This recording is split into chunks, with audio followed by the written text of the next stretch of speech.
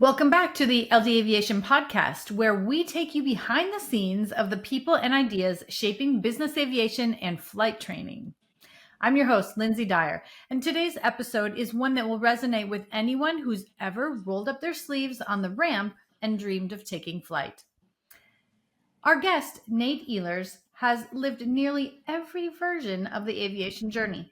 So he's a United Airlines pilot, a C-17 instructor pilot in the Air Force Reserve, a certified flight instructor, and the founder of Backseat Pilot, which is a platform that's helping more than 30,000 CFIs streamline their training with ready-to-teach lesson plans.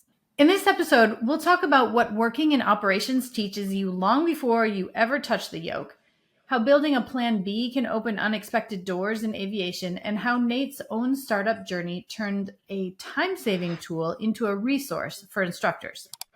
We're also going to explore how technology and AI are changing flight training, what the next generation of instructors can expect, and how to stay sharp in a world that's moving faster than ever.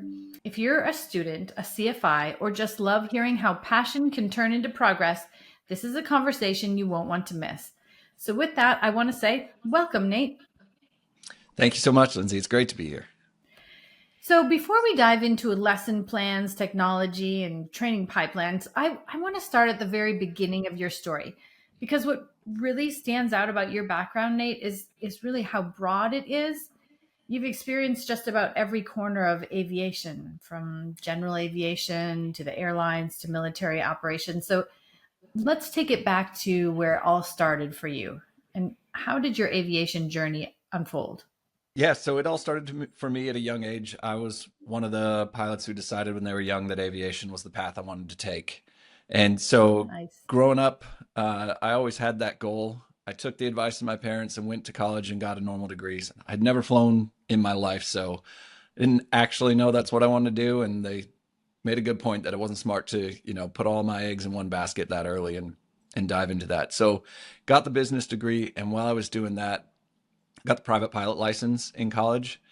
And that was a clear direction for me. I did an internship in an office. The cubicle life wasn't going to work. I love flying, even just the private, and it was an easy decision. Now, coming out of there is kind of where, you can branch in different directions. You go the civilian route, the military route, or figure out what you want to do with aviation. My grandfather, after World War II, and as a flight engineer, he never flew again past that. So there was no one in the family or didn't have any connections who had flown commercially or military. So I didn't really know what I wanted to do. And a friend of a friend at the time was a part owner of a flight school out in Georgia. And I was living on the West Coast. And so I was like, well, that'll work. They've got a career path to the airlines or at least through CFI. And I want to fly. So let's go down that route.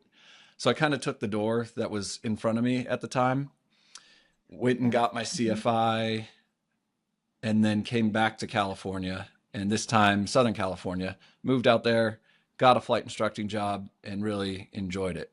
So definitely it started young with that desire and the love for aviation, like a lot of us. And then went down the civilian route, loved it, started instructing, was really enjoying that. But that's kind of when I started making more connections and seeing more of the aviation world. And I had in particular one client who was a former F-18 Marine fighter pilot who kind of introduced me to a lot of the military side. And then, as a CFI, you're meeting a lot of people, you're flying to a lot of different airports, you're seeing the different sides of things. And that got me interested in the Air Force then. So I went to an active duty recruiter in my mid-20s and said, hey, I'm a flight instructor. I want to fly for you guys, though. How do we make it happen? And they said, you're too old. Can't happen. You're not. It's not going to work. Oh, no way. Yeah, in my mid-20s. And so that door closed quickly, to say the least. Maybe a 5-minute conversation with the recruiter.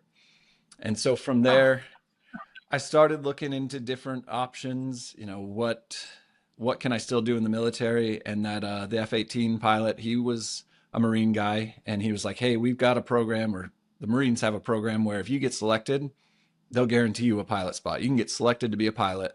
They'll put you on that track, and it's going to be a lot of work, but that's one way to go.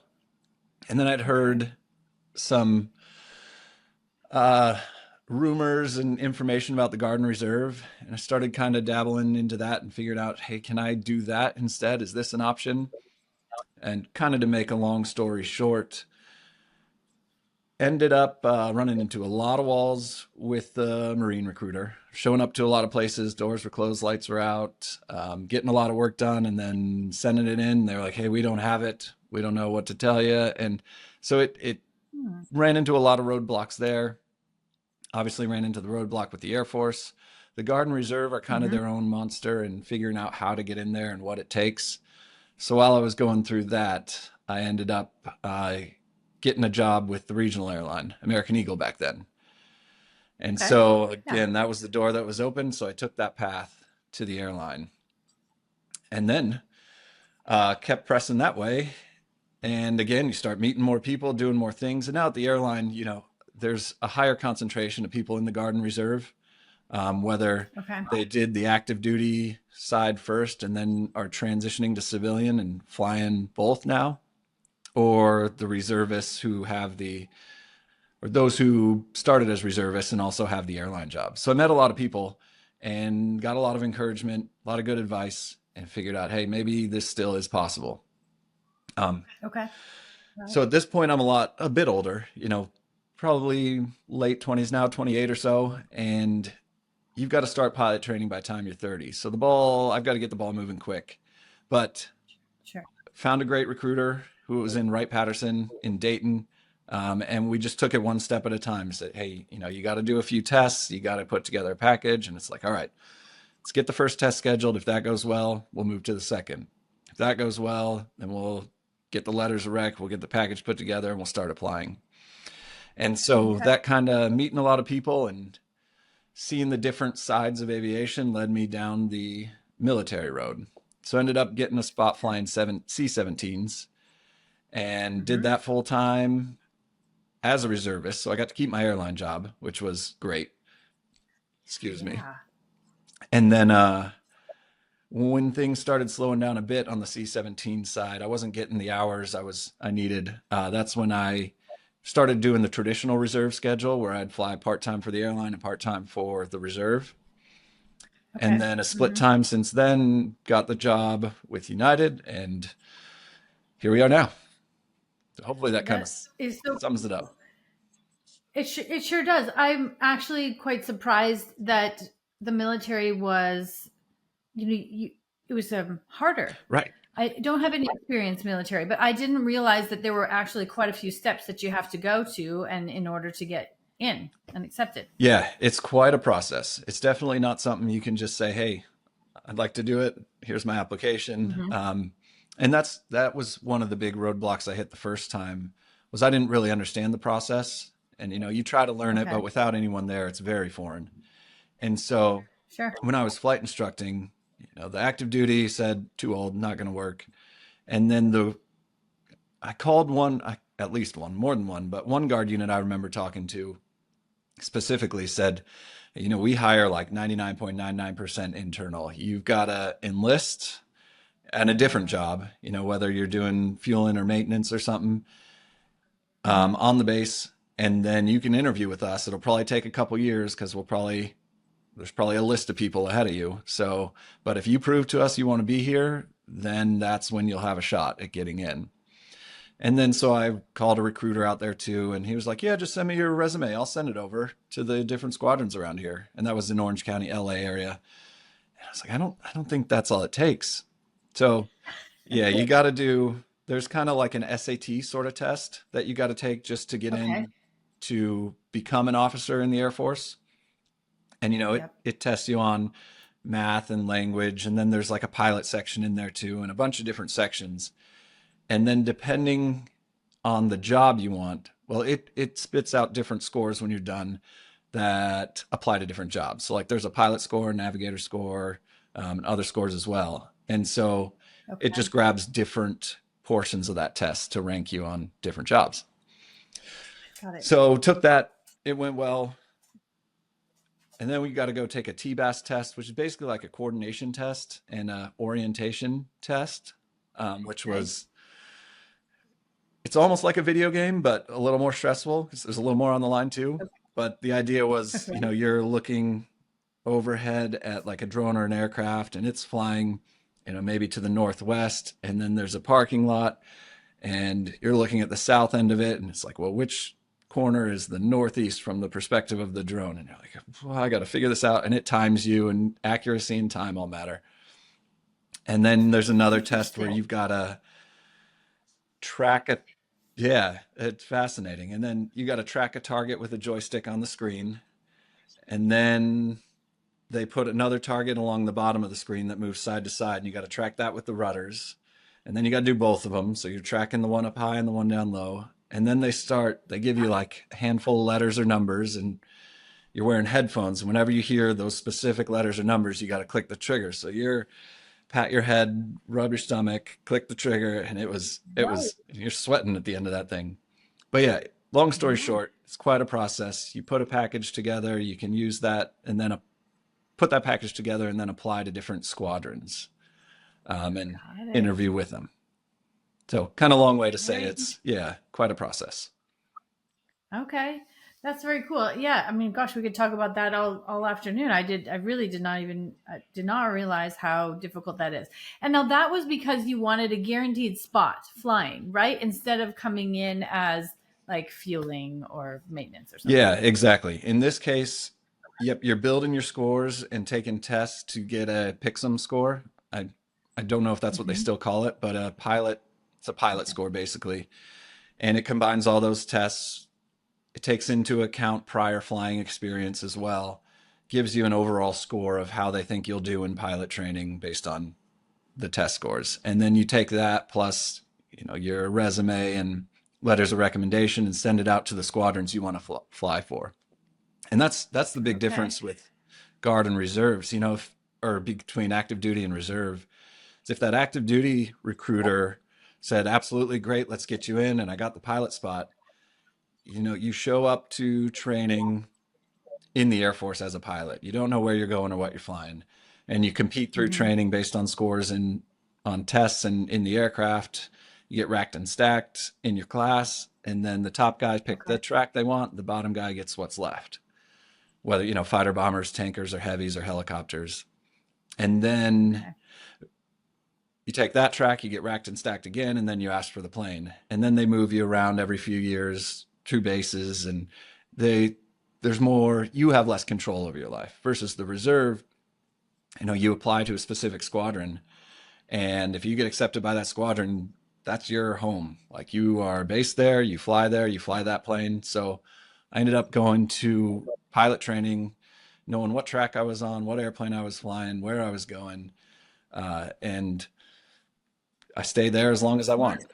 Yeah, I mean, smart if I knew, but got lucky more than smart. And sometimes that's all that That's matters. cool. Well, you must have done a lot of research and stuff because, like you said, you didn't have anybody really mentoring you and on that path. So good, a lot of work went into it, obviously. So Yeah. I have a question now that you've done all of these different types of training. Is there one that stands out, or I shouldn't say training specifically, but maybe work, CFI, military, civilian, airlines, um, any one of them that prepared you better or the best? Yeah, I think they definitely prepare you differently. There are definitely different mindsets and intentions behind each of the tracks. CFI does a very good job of preparing you to work with others, explain topics, learning the foundation, flying with other people. It makes a lot of sense to do CFI and then transition to an airline. The airline Okay. training, yeah, it's very good, but it's a corporation and it's a business, so they need to streamline, they need to be efficient and get you what you need to know and then get you to make money for them. And they do a great job of it. And then the Air Force, now you're getting paid to go to pilot training. It is a much more of a full-time job. You've got the career paths on the civilian side, which are kind of on your pace, kind of on the flight school's pace. Air Force is, we're going to pay you to be here. You are fully invested in flying for, it was about 13 months of undergraduate pilot training, or the basic pilot training school that everyone goes through. And Wow. it starts 12-hour days. If you're not flying, you're in the squadron, you're in the flight room studying, working together. They really push the teamwork aspect and building each other up, and you need to help everyone get better. So I do think the Air Force was a much more intensive, in depth, and definitely the best training I've been through. Okay. Oh, that's great. I guess I'm glad. I would like our military to have the Yeah, best training. yeah, it is great. So how has that diversity of experience that you have, how does that shape the way you teach and mentor today? Yeah, you get to bring a lot of different perspectives. And going through all these different trainings, you get to see aviation from different perspectives as well, not just people's perspectives. So going through the CFI, you're mostly focused on teaching, at least I was, young kids, I say kids, but young men and women who want to learn to fly generally for a career. And then I had a few other um, middle-aged people who just wanted to do it for a hobby or just wanted to have their commercial license for the sake of having it. Versus Okay. on the C-17 side, it's a very different perspective of instructing where we're not, once I became a C-17 instructor, you're instructing the new guys in the squadron. So they've already been through pilot training that everyone in the Air Force went through, and they've been through C-17 school. And then they've got some sort Okay. of background of flying prior to that. So you're stepping in at a different point, and you're more teaching the mission and how the mission relates outside of the schoolhouse. So Got it. to kind of sum it up, different perspectives lets you kind of adjust your teaching based on who you're working with. And then you can bring in a lot of different techniques from the different types of flying. Even the big jets on the airline side, on the Air Force side, have a lot of similarities with the small ones and then differences. And, when you're doing the general aviation training, you read about a lot of stuff that doesn't really apply to the general aviation planes. But, when you get to bigger planes, I can explain how that's really going to influence things and how it's going to apply more there, if that makes sense. Yep, it totally does. And I can start to see how we're shaping into how you got to Backseat Pilot and the creation of that. So let's kind of talk about a different subject. So we've heard about your foundation, and I know that we had been talking about a little bit before that, maybe working on the ramp or operations can really teach you some of the lessons that really a textbook can't. So I want to dive into that next. How do you think working in operations like the fueling or the ramp or even customer service might help you once you're in the cockpit? Yeah, definitely. That kind of stuff, I think the big picture and just to as high level as possible, it just gives you the big picture view of what's going on, and you get a Yeah. better understanding of all the little pieces that come together that to make Mhm. the flight possible. So you understand, Yep. how the fueling process works, where it's coming from, you understand how the operations work, and it just makes you a more relatable, understanding, big picture pilot, which in every industry, in every job, the more you can put those pieces together, the better you get at your job, the better you can help other people, the more efficient you can be. Yeah, it's great if you can combine all those things into one. Yep. I will say I love when I can work with a pilot. So, of course, I'm on the operations logistics side of it. But when I can work with a pilot who has at least experienced my side of the job, it's spectacular because oftentimes he or she can funnel me the information I need before I'm really asking for it. They might give me additional details that I don't need or I don't know I need, but are really helpful in the long run. So I love it. Um, do you have any good stories of maybe where that background knowledge might have helped you solve a problem that you had as a pilot? Yeah, I think I can look at that from a couple different ways. Um, One, in the C-17, often we'll show up, we do our pre-flight. If we find something wrong, we call it maintenance. And there are usually one or two maintenance guys already out there who are just monitoring the pre-flight and helping get the plane ready. And so there are a lot of times where you run into an issue And they're like, oh yeah, we can fix that quick. And there's a process to it. They can reset a radio. There's a little pattern. It's almost like a cheat code on Nintendo when we were kids. And you can use the pattern on the comm panel and it'll reset it and fix everything on the problem. And so after a while, calling them up and talking to them, they kind of walk you through it and they say, hey, yeah, we see this all the time. Here's the issue. And, it's 1 2 3 3 3 5 5, whatever the number was. I have it in my phone saved because now I can recognize this issue. I know it's there. I don't have to call them. I can let them keep doing what they're doing and I can take care of this little repetitive issue we tended to see. Or on the other side, and so much of it just comes back to understanding, when it comes to these problems. And so on the airline side, I've had times when like a passenger will come up and ask a question about, and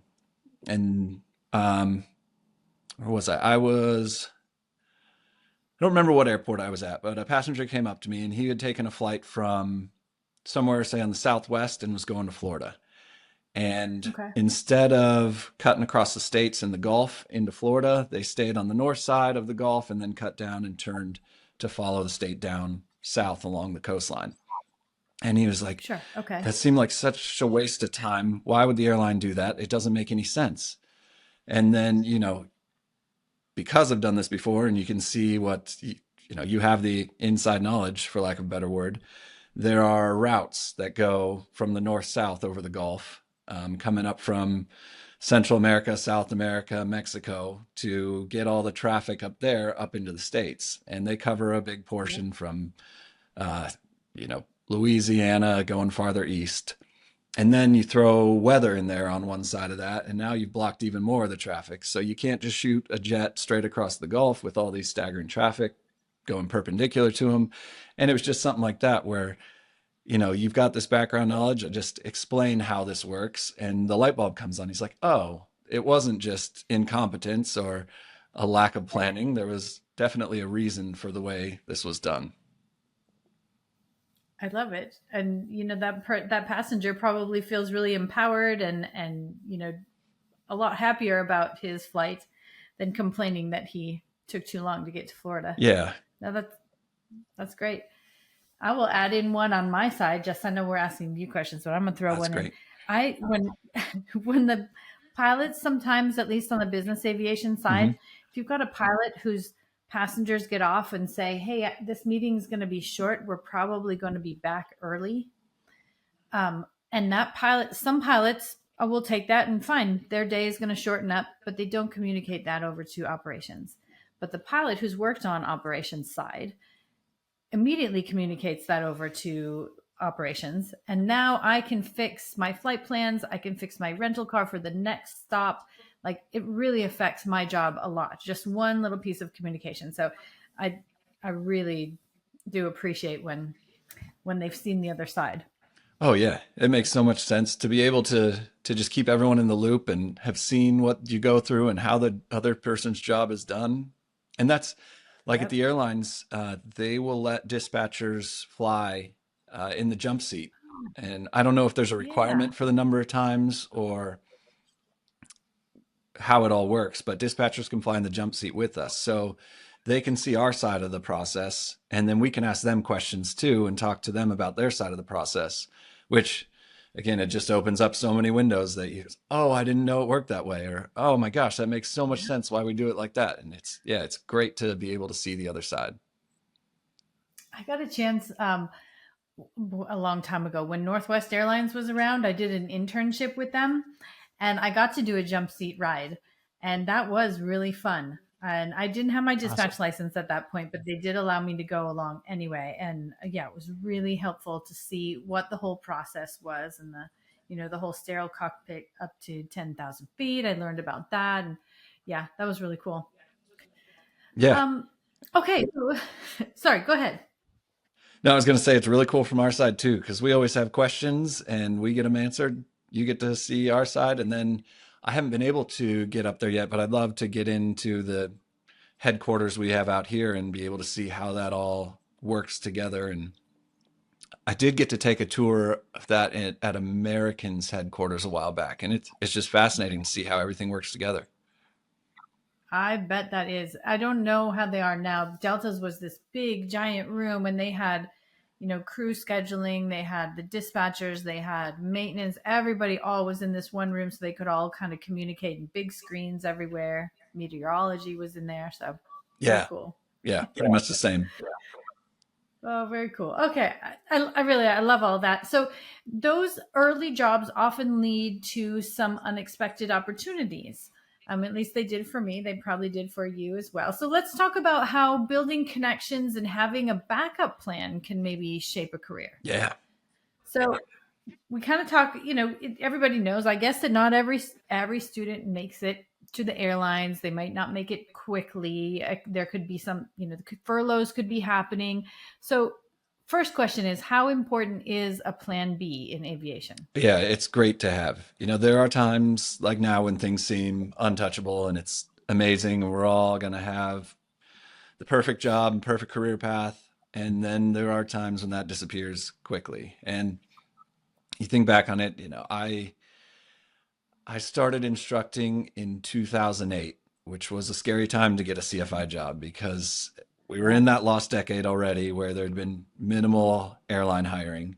And then 2008 had the big recession. So a lot of flight schools were closing doors, and the pilot, a lot of people just weren't taking lessons because money was getting tighter. So I was lucky to find a flight instructing job, especially that year, and then be lucky to hold on to it and be able to continue through that time and, have enough students to keep going. Mm-hmm. But having that backup plan, yeah, you never know when it's going to turn down, knock on wood. We don't want to let that happen. And then Right.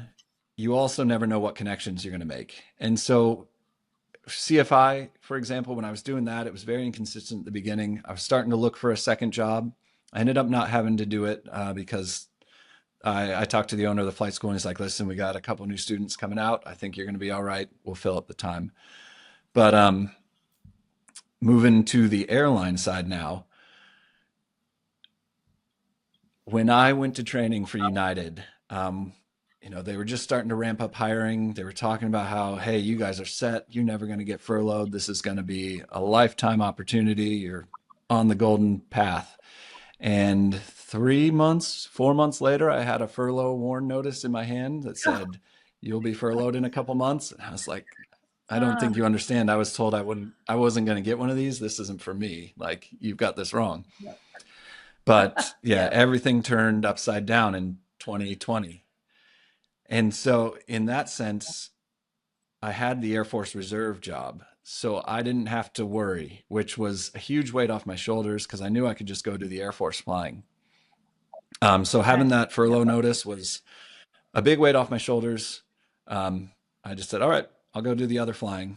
Long story short, we didn't end up furloughing at all. So it worked out, but having that backup plan, whether it's the Air Force or an operations job or something else, just gives you so much job security, especially in an industry that is just so up and down at times and can be difficult to navigate. Yep. Oh, totally. Yeah. Lots of up and downs. Anybody who's been in this industry for a decade or longer has seen some sort of downturn and then uptick. Oh yeah. So we talked a little bit about this before, but what type of networking opportunities do you see from ramp jobs or maybe even dispatch jobs? Yeah. I mean, all of them, I think they interact with so many different people. It's such a great setup. The ramp, I'm even walking around doing the pre-flights now. I'll talk to the fueling guy or the maintenance guy and whoever else is out there. And I've run into some of them who've jumped into the Aviate program at United. And, they've talked to a lot of pilots. They want to get their flight training in. They want to become a pilot. And then United built that Aviate program. And they, you run into them and they're like, hey, I'm going to be a pilot. I'll see you in like a couple years. I'm going to the program in a few months. And so it is that interaction with different people, whether you want to be a pilot or not. It's just interacting with different people at different places. You can build such a network and learn about different job opportunities and paths to do it. And yeah, it's just a great way. It's all about who you know in the end. It sure is. Yep, it sure is. So I wanted to talk about some of the opportunities that you had when you were early on in your career, and you did mention some of them. You talked about going through some of the open paths because some of them were closed, and so you went like to the Georgia flight CFI. Um, was any one of those like real surprising? Like you were like, oh, I never figured my career was going to pivot because of this option, or maybe if somebody you met. Yeah, I have many times made a plan for what I want to do with my life, and many times that plan has been thrown out the window because of unexpected changes in the career path. The first was Sure. I didn't have a plan really coming out of college. That door just opened. I said, cool, let's try it. And then Okay. went back to California, started instructing. And as I was figuring things out there, first the plan was the Air Force, then maybe the Marines, then the airline. So once the airline job happened, I was like, all right, they've got an LA base. I first choice LA because I'm living close to there. Second choice, I'll get Mm-hmm. Dallas and commute to LA. And Mm-hmm. one of those will work, and I'll live where I'm living with my friends and everyone down here, and I'm set. And of course, Yep. that wasn't an option. I got to training. There was no LA, there was no Dallas. It was New York or Chicago. And Oh, so yuck. the guy sitting next to me was from Southern California, and we both were like, well, is it New York or Chicago? What do we do? And we said, let's try Chicago. So the first day I'd ever been to Chicago was the day I moved here, and Oh, didn't know what to expect at all, but just loved the city. Such a fun city, such a awesome place. okay. So now I'm flying for the airline in Chicago. I loved it. And I finally I think I can stay here for a while. This is a cool place. The winters were mild. My first couple winters here were really mild, so it kind of broke me in gently because, Sure. yeah, Good. coming from the West Coast to these crazy winters it's tough. Um, Yep. so now I'm all right. I'm here. I'm going to do this, and if I can work the military out somewhere around here, I can stay in Chicago. And so I had a path to a military spot down in Dayton, flying the C-17. Mhm. Sequester came through, lost that, but got picked up by McGuire, who was out on the East Coast. Okay. So now I'm moving out toward the Philly, New York area. And so again, all the plans I made out the window, you know, different setup, uh, different track than I planned, but got the military thing and was super excited and, proud and happy to be a part of that. So moved out to the East Coast, and now plan is probably staying here. I got the East Coast stuff, with the airline or the Air Force. And then when I get a major airline job, New York's junior, they're probably going to put me there. And then I Mm-hmm. got an opportunity to move back to Chicago for a summer, and now I'm back here. So it is wild how the tracks can change as you go. And, I've stopped trying to make a plan and just kind of take it as it goes, because every time I do, it falls apart. But it is, yeah, the opportunities change as you go. You meet people, you talk to people, you get encouragement, you find open doors or closed doors, and you just keep moving with it. I love it. And that kind of goes into my next question about advice to a new CFI and like how to create those relationships early in the careers. Any advice for them? Yeah, I think big picture is just talk to people, talk to the ramp crew, the operations crew, go meet people at the airport, because Mm-hmm. everyone's got different stories and different paths and advice, and you never know which one is going to really click with you and what you want to do and you know, what really makes sense or makes you happy and enjoy working. So, Mm-hmm. yeah, big picture is just interact with people. And then the more you know, the better you get at your job, the more knowledge you can pass to other people. And like you said, the easier you can make other people's jobs. And it's a win-win-win on so many levels. Oh, I love it. Okay, so speaking of taking those experiences and then turning them into operations, let's kind of shift over to the backseat pilot. How did this idea turn into a tool to help CFIs all over? Yeah, it started on the downwind of Long Beach Airport. So I was flying patterns with a student Okay. in Long Beach. Um, Uh huh. we were talking to the tower, and everything went quiet all of a sudden. There was, radio's not working, no one's answering.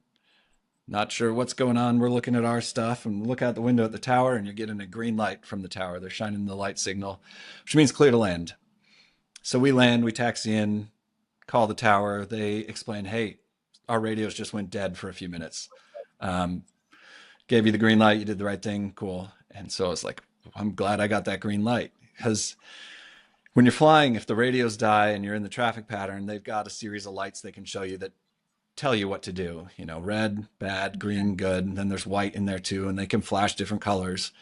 And you don't, you review it and you know it, and then you don't use it probably for your entire career. So I don't know when the last time I had reviewed it was, but in that moment, you look down and you see green, you're like, I know what to do. But if I saw flashing lights, I would be, maybe in the stress of the moment, would my brain have dumped that and not remembered? So I created a Right. little reference and put it on my knee board. Just said all the Okay. light signals, what to do in the air if you see these lights, what to do on the ground and what they mean.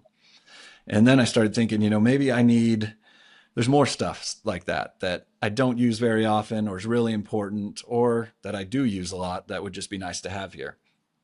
So I built a reference card, a VFR side and an IFR side with all that information on it. And I came up with the name Backseat Pilot. It was going to be your little helper on the plane. And if you needed something, it Right. was there for you. So that was the initial plan for the company. I was going to sell my little reference card, which I still do. It's still on the website. Sell the reference card Cool. and hopefully make, a couple hundred extra bucks a month, fingers crossed, which would help balance out that inconsistent CFI schedule and pay. And, Yeah. I could, grocery bills would be covered every month, and that'd be awesome. What I Yeah. did in addition to that was I threw my CFI lesson plans that I wrote onto the website. So when you're becoming a Nice. CFI, you've got to write lesson plans for each topic in what was then the PTS, the Practical Test Standards. Now it's called the Okay. ACS, the Yep. Airman Certification Standards. So you got to have a Okay. lesson for each topic in there. And then when you go to the Got it. check ride, the FAA examiner or whatever examiner you have says, hey, teach me this one, or, teach me this topic. So you pull out your lesson, you teach it, and answer a bunch of questions, and then go fly and teach in the airplane and go from there. So I had spent months writing these when I was getting my CFI put together, of just, Mhm. pulling all this information together from all these different sources, the FAA textbooks, the regulations, the AIM, the POH, the Pilot's Operating Handbook, all this stuff, putting it together, building these lesson plans, covering every topic they listed, and then trying to put it in an order that makes sense versus just, the bullet points they have. And Mhm. it took a couple months to do all that work.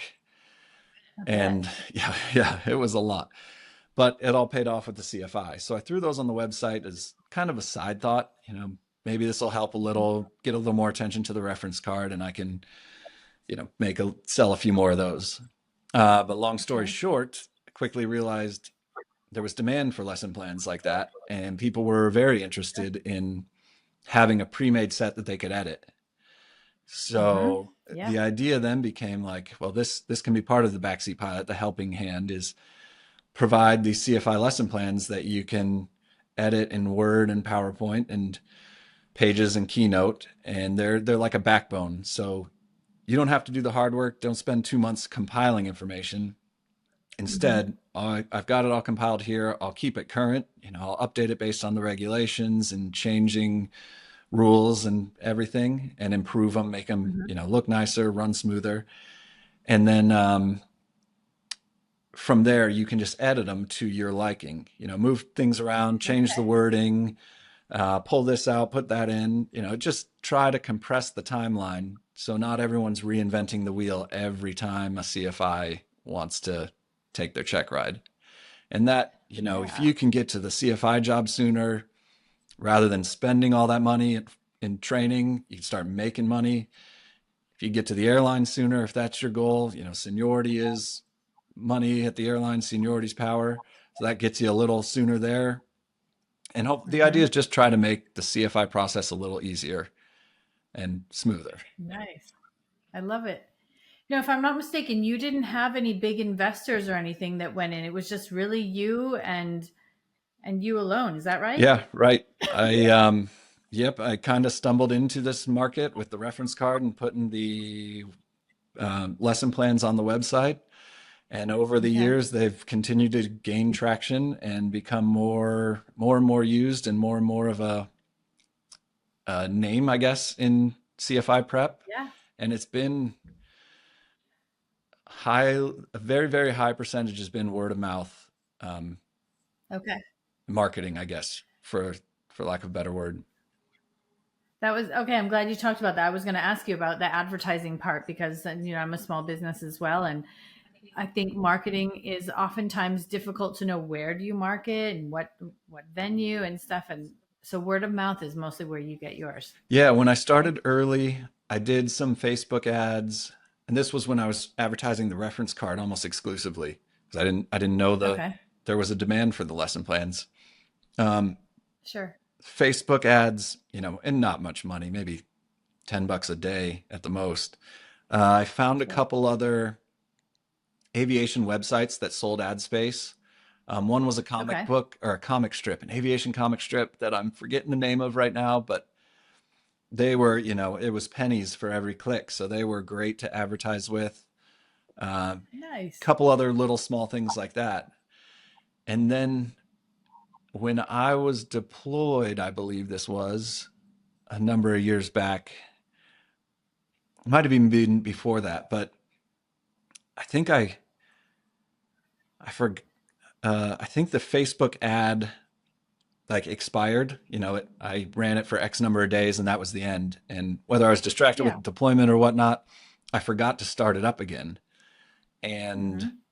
nothing changed. The sales didn't drop off, and so I was like, oh, I guess I don't need to pay for that now. And obviously, I'm not a marketing. Well, I was a marketing major, but I'm not into marketing. I don't know the ins and outs of advertising and all that. So could have just been Neither. doing a not so great job. But anyway, I was just like, I guess I don't have to keep paying for that. And so over Yeah. time, with consistent updates and then a monthly Hmm. email that says, hey, here's everything that updated. It's in your account. Go download it.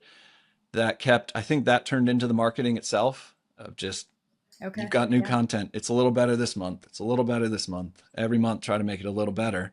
And that just started Hmm. spreading word of mouth. Like, hey, if you're taking your CFI, they're good. They cover everything and they are consistently updated.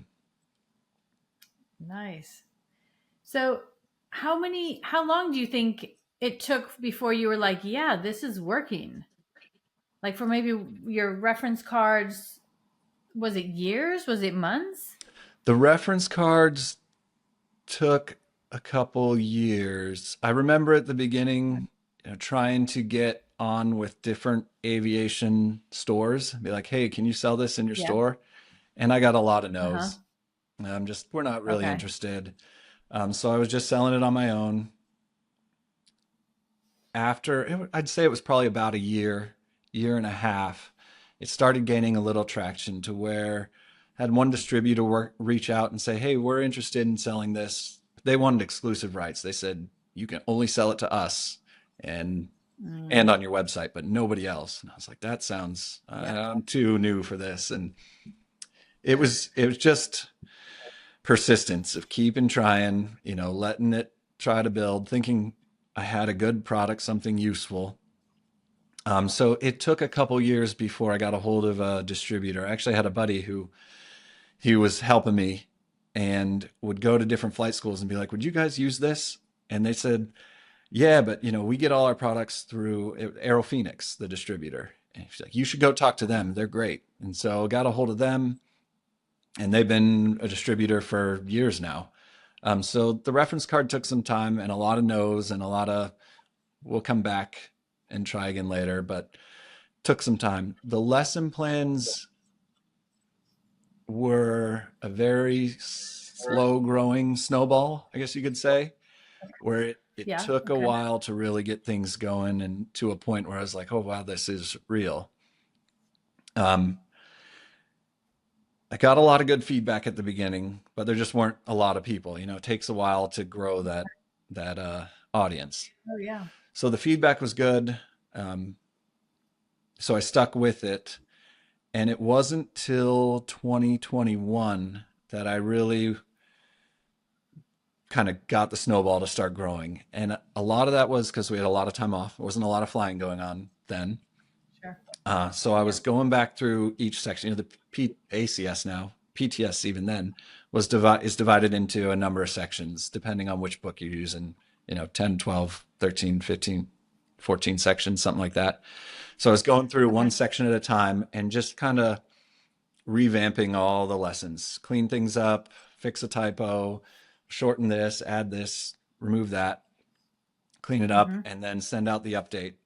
And so because I had so much free time back then, I was sending out a lot of updates, and then I was starting to engage with the customers too and just saying, hey, what do you guys, when I'd send out the update, I'd put at the bottom, what do you want to see? What aircraft types can I include in here? How can I make this more useful? And I started getting a lot of feedback back. So right around 2021, I had the time to invest it and got consistent with monthly updates. That's when I started to see the ball really start rolling and seeing a Okay. change in engagement and then orders and mentions and all that. Oh man, that's so cool. I really like the fact that too. Most of the time, I feel like people think entrepreneurs are like successes overnight. And I know I've been doing my business for multiple years, and it takes time and effort. And I think people jump into creating a business sometimes they're like, "Oh, I'm gonna make $1 million next week," and then it doesn't happen, and they get discouraged, and then like many companies, they don't make it because they don't have the long term patience and persistence in it. So obviously, you did. Love it. Yeah, and that's absolutely true. Especially now, you see the stuff on the internet where it's Facebook and Instagram, TikTok, where it looks like people are getting rich overnight and just how are these college students living these lavish lifestyles and why am I, struggling to eat? Right. Why is it tough to get groceries in? But it really is. I heard it on a different podcast I was listening to. Someone said it's hard work consistently for a long time, and that's the secret. It's hard Yeah. work consistently for a long, long time, and it takes a while. And there are definitely tools now to help speed things up, is marketing people and all the technology behind that to be able to expand your voice and to get a following, which really starts to build stuff is a lot better now than it was a number of years ago. It sure is. Well, and that brings me kind of to my next section I want to go to. I want to talk about AI. Are you experimenting with AI at all to enhance any of your products, or maybe even doing some of the updating for the lesson plans? Yes, yeah, definitely experimenting with it. What I've found so far, I was hoping it could make my updates a lot easier, and it hasn't really, which is good and bad.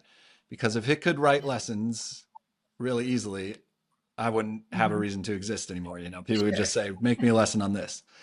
What I've found Right. generally is it's very good at high level stuff.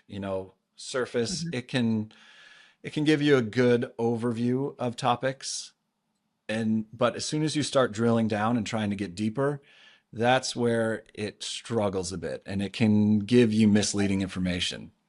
And the research I've done on it seems to show that the reason this happens is because it's trained on so much knowledge and so many different versions of so many different books. Like it's not just trained on the most current version of the federal aviation regulations. It has every version of that aviation regulation going back as far as the internet goes back. Right. So although it may grab, the right federal aviation regulation number, that may not relate to what you're doing now. And the same thing applies to the textbooks and the operating handbooks. It's not specifically trained on the most current information. So you start getting weird stuff coming back. And I've seen that. I tried to use it to help me design a multi-engine add-on syllabus. And Yeah. it made a good structure to start. But then as soon as we drilled down, it's Hmm. like, well, the PTS says you have to do this. And I was like, that doesn't sound familiar at all. And it was like, yeah, it's PTS, this lesson or this task, this element, da da da. And I go look it up and it's like, that's not even in there. Um, So it does. It gets a little confused when you try to really get to the nuance, which is really important Okay. for CFI lesson plans if you're teaching this information. Yeah. So, with that said, what I've just started dabbling with and learning with, and it's taken a lot of research and learning and podcasts and books and toying around with how this all works, is I've started to develop a AI for the fundamentals of instruction, or the Aviation Instructor's Okay. Handbook. So when you Oh, become a flight instructor, generally most of the knowledge is stuff you've already done. It's flying the airplane, regulations, rules, all that stuff. You generally know that stuff. And the biggest new concept is how to teach and conveying the okay. information and that type of stuff. So Yep. that's kind of the new stuff that's the hardest to wrap your mind around. And then you've got to use it to deliver lessons. So there's a lot to take in there. So Sure. I've been putting together, kind of condensing all that information, that whole book into a format that the AI can read and reference, and then building a system around it to explain these topics as though you're prepping for a CFI check ride. So if you're struggling with the laws of learning, or, I was looking at yesterday, I was working on risk management and human behaviors chapters and putting it all Okay. together so you can say, hey, I don't understand. How do I teach risk management? And it can understand the aviation instructor's handbook. It can go into the most current version, which is in the system, and say, this is exactly what's in there about risk management. And then, more complicated stuff. It's not just spitting out facts, one word answers or one lines. It's, Hmm. I started playing with it, and I got the first two chapters in, and I said, how does risk management and human behavior relate in aviation training? And so it went in and it looked at both of those chapters and the different pieces of information and then how they relate, and brought it together and kind of said, hey, you know, risk management is mitigating risk. Human behavior is how the person perceives risk. You need to be able to teach the person to recognize their risk factors, what's wrong, and then use the risk management process to mitigate those factors and get on. I was like, it might work. No promises yet, Yeah. but that's kind of the idea. If I can build and build on this and get Hmm. the accurate current information, get it so it can understand it, and then build the Hmm. context out to where now you've got training materials that, the AI says, hey, you're doing lesson one, that's on aerodynamics. I know that's on aerodynamics. Let me ask you questions about it. Or what questions do you have about aerodynamics? And I'll clear up any confusion, and then I'll quiz you on it. So I think there's definitely a long way to go. I'm still at Cool. the very beginning, just dipping the toe in the water, but I got a big picture idea, and I think it can be much better than where it is right now, where it doesn't have all the detail. That is so cool. Oh, I can't wait to see that. Definitely keep us posted on that. Yeah, That is really cool. hopefully it works. Oh, oh I bet. Consistency and persistence. I Yeah. know you'll you'll Yeah, get it. You'll exactly. get it. Yeah. So I'll bring up one thing about pre-made lesson plans. I have heard people like say that there's a lot of value into creating them yourselves. But why do you think that the pre-made plans would be a better option? You talked a little bit about speed or timing, Yep. but what are some reasons why it's a better option in many cases? Yeah, a lot of this is opinion. So if you are someone who learns by making your own lessons, then if that's the best path for you, then yeah, absolutely do that. I'm not definitely not going to say it's a bad way to do anything. From my experience, I didn't learn by putting the information onto paper. Like when I Okay. started learning was when I had it all compiled, and then I could start digesting it and moving it and practice teaching it. And so, once I had it on the paper, I'd practice teaching it in front of a mirror, which might be more awkward than teaching in front of other people.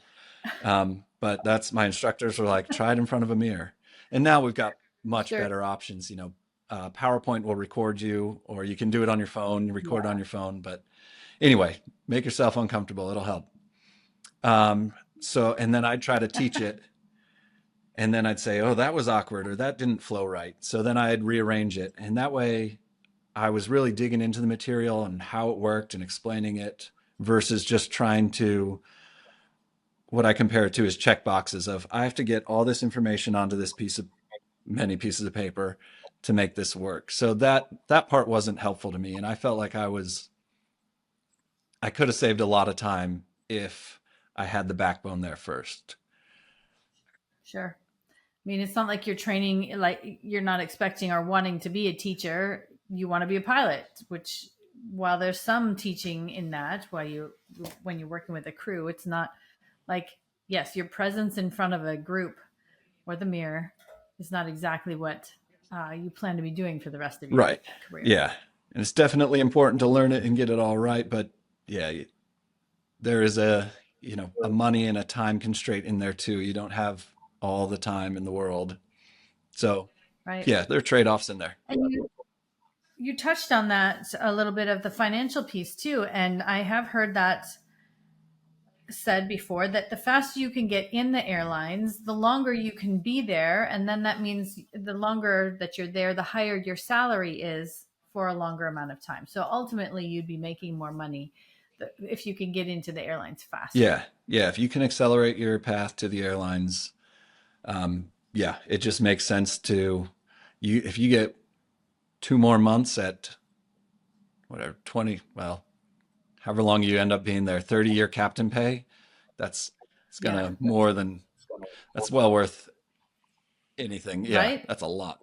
Oh, you bet. Yeah, that could turn out to be a lot of money. Yeah. Yep.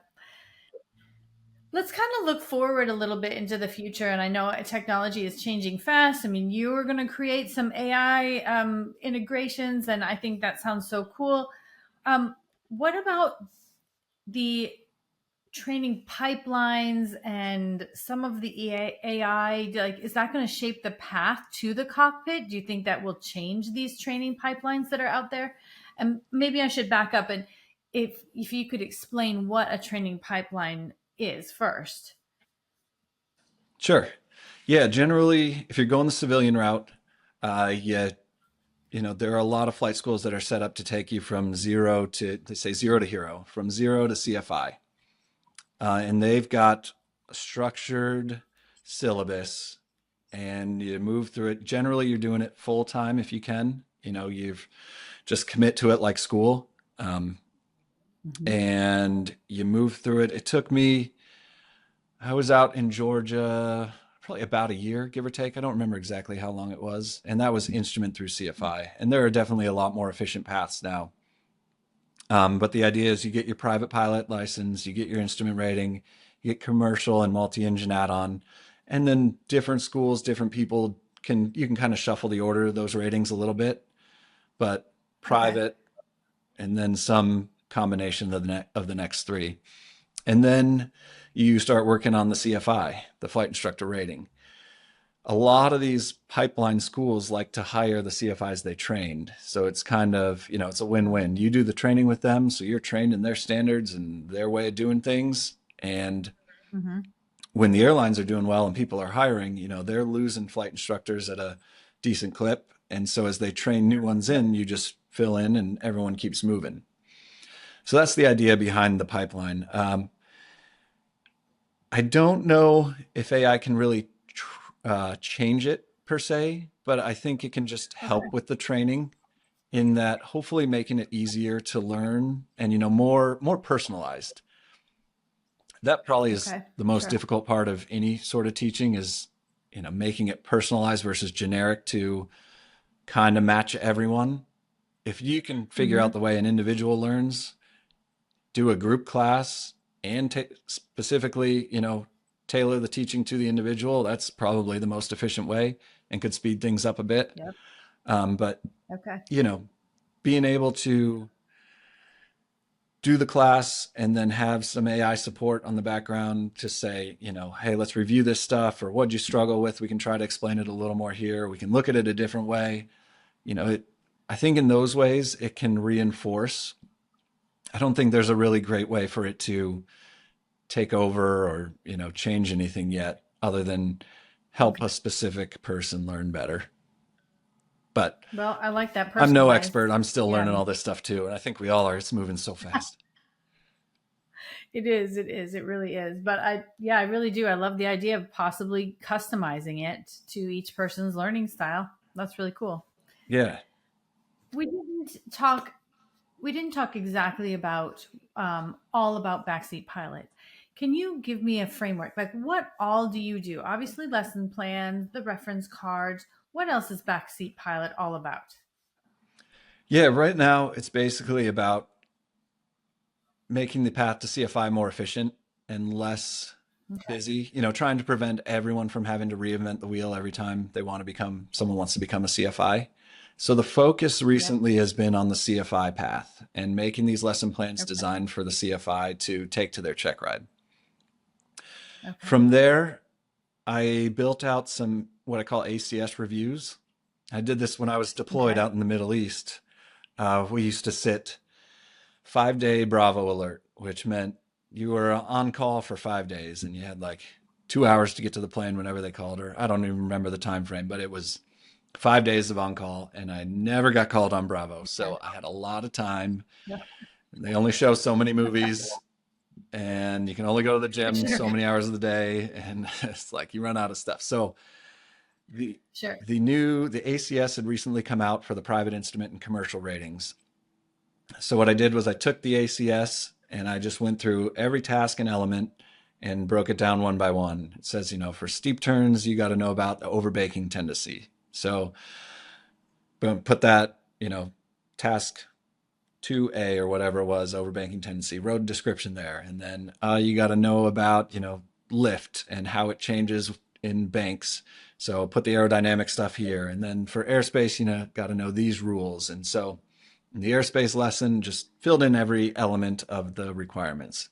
And so it just goes through the Okay. ACS step by step and says, this is what they want you to know. I put those out there as a Okay. supplement for the flight instructor to use to kind of bridge the ACS and PTS. This was done really weird, where Nice. those first three ratings, the private instrument and commercial, they transitioned to a new standard, the Airman Certification Standards. So it just lays Okay. out the test requirements for those ratings. But they didn't Okay. change the CFI instrument or the multi-engine instrument ratings. Those stayed on the old practical test format. So you have Okay. different tests, different formats. The CFIs Mm-hmm. were teaching from lessons that were on the practical test standards, but the students were being tested on the Airman certification standards.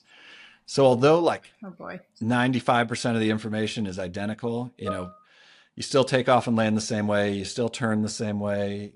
Airspace didn't change. They just changed the structure. So this was kind of the Okay. bridge between them, saying, hey, just, if you need to do more ACS specific stuff, you can review it with them on this document.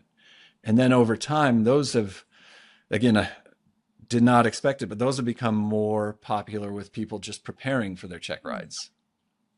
And then I Okay. started Yep. getting requests from the flight instructors who were using the lessons that they actually wanted an ACS review for the CFI ACS now, because that was released last year.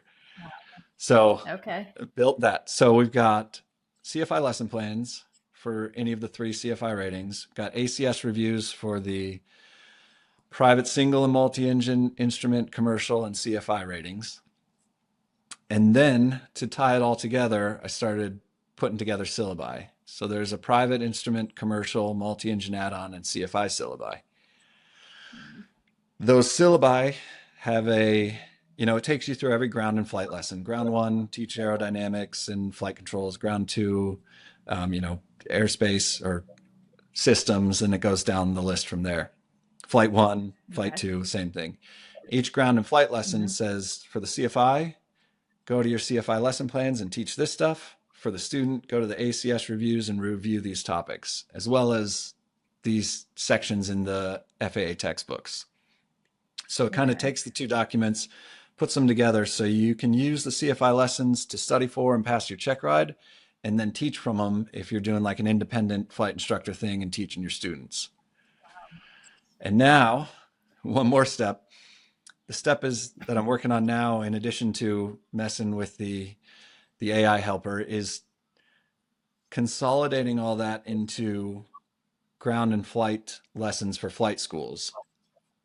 So right now, the flight instructor takes the lessons they use for their check ride and teaches from them. It'll take that information and just say, hey, we're going to ball it all up and compile everything for ground lesson 1 right here and ground lesson 2. And so just more easier for flight schools to use versus individuals. Sure. Then you can have you would have, possibly multiple people along the, months or years that could teach the same lesson without bringing in individual lesson plans. Exactly. Yep. Okay. Yeah. Wow. A little smoother. Like everything. Okay. It's hard work consistently for a long, you just keep going and going and going and going. But yeah, I enjoy it. I like being involved on the teaching side, and it's been helping based on what people are saying. So I enjoy continuing to do it. Oh, I love it. How could anybody who's listening connect with you, or how would they explore some of the lesson plan products that you have? Yeah, definitely. Backseatpilot.com. And there's, you can see the different products. Each of them have sample lessons on there. You just scroll down a little bit, you'll see CFI samples of the lesson itself, and the layout, as well as PowerPoints and what they look like and how they work. Those ones are just PDFs, so you can sample them real quick. When you download, you get the Word and PowerPoint and or Keynote and Pages documents, so you can edit them to your liking. But yeah, you can reach out on the website, info@thebackseatpilot.com. I find it Instagram, Facebook. Not a lot of posts out there. I'm still behind I'm spending so much time on the lessons. I'm always behind on the social media stuff. But I do see it. I'll respond to all the emails, and it's Backseat Pilot or thebackseatpilot.com. They both go to the same place. Okay, very cool. I'll make sure that so for anybody's listening, I'll make sure it's in the details. The links are below in the show notes, so you guys can have them there too. Perfect. That is great. Well, Nate, thank you so much for joining us today. It really has been inspiring to hear how your journey, like from your CFI all the way through the flight deck, it really shaped the way you teach and innovate. And I think a lot of listeners really are going to walk away seeing new value in every step of that aviation ladder, even the beginning ones, from the ground crew all the way up into the classroom and the cockpit. So for our listeners, please make sure to check out backseatpilot.com so you can find all those tools and lesson plans that can save you countless hours and help you focus on what really matters, which is flying and teaching. And don't forget, we've got a special discount code for our LD Aviation community, and you can find it in the show notes below.